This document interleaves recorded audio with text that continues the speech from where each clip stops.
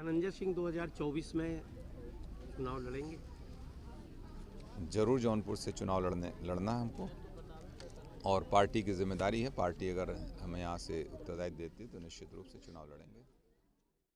तो जेडीयू पहले भी एनडीए के साथ बहुत लंबा साथ रहा है और आरजेडी के साथ भी रहा है। जनता दल की सरकार तब भी नीतीश जी भारत सरकार में मंत्री रहे हैं, तब भी भारतीय जनता पार्टी जनता दल के हिस्सा सहयोग में खड़ी थी उस समय।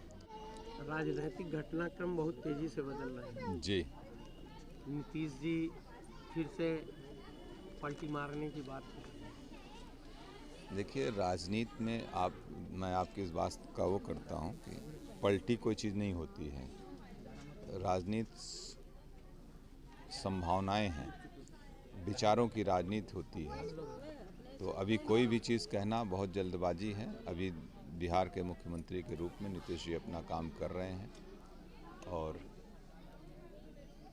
हमें उतना इस विषय में जानकारी नहीं है कि क्या हो रहा है, लेकिन अभी वो काम कर रहे हैं। और जो रही बात जिस तरीके की आप ही लोगों के माध्यम से खबरों और उससे जो चल रहा है, तो जेडीयू पहले भी एनडीए के साथ बहुत लंबा साथ रहा है और आरजेडी के साथ भी रहा है।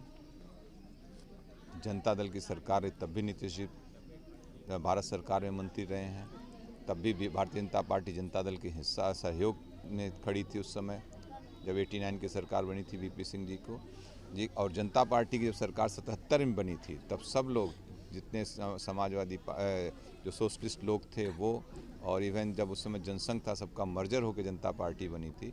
तो राजनीति में आप इतना जल्दी किसी को ये नहीं कह सकते हैं और ये ऐसी शब्दावलियों से किसी को नहीं नवाजा जाना चाहिए।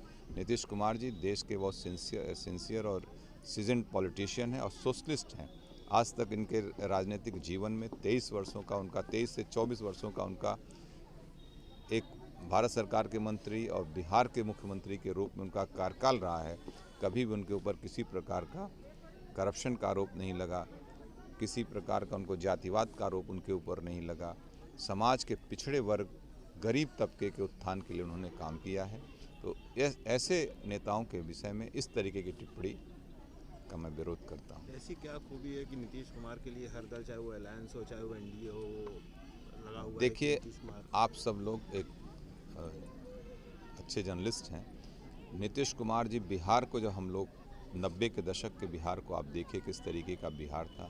जब वो बिहार के मुख्यमंत्री बने 2005 में पहली बार पूर्ण रूप से जब सत्ता उनको मिली, उसके बाद से बिहार को उन्होंने किस तरीके से तरक्की के रास्ते पर, वहाँ से नक्सलिज्म को ख़त्म किया, डेवलपमेंट वहाँ पे किया और एक अच्छा इंफ्रास्ट्रक्चर वहाँ खड़ा किया।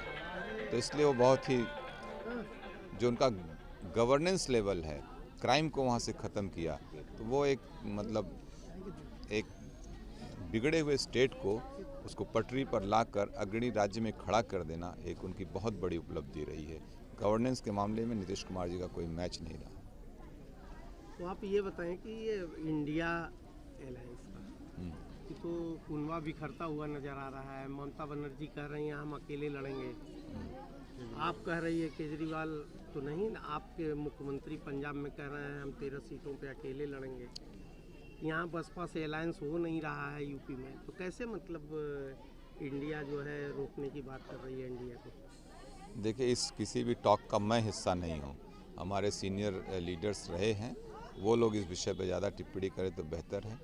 और मैंने कहा ना, राजनीति संभावनाओं का वो है, तो कब किसके साथ विचार कहाँ मिलें, किस तरीके से किसके साथ तालमेल कहाँ बैठे राजनीति में, ये कुछ भी कहा नहीं जा सकता। और संभावनाएं न कभी ख़त्म होती हैं, हमेशा राजनीति में बातचीत से ही लोकतंत्र है ना। आज हम लोग गणतंत्र दिवस मना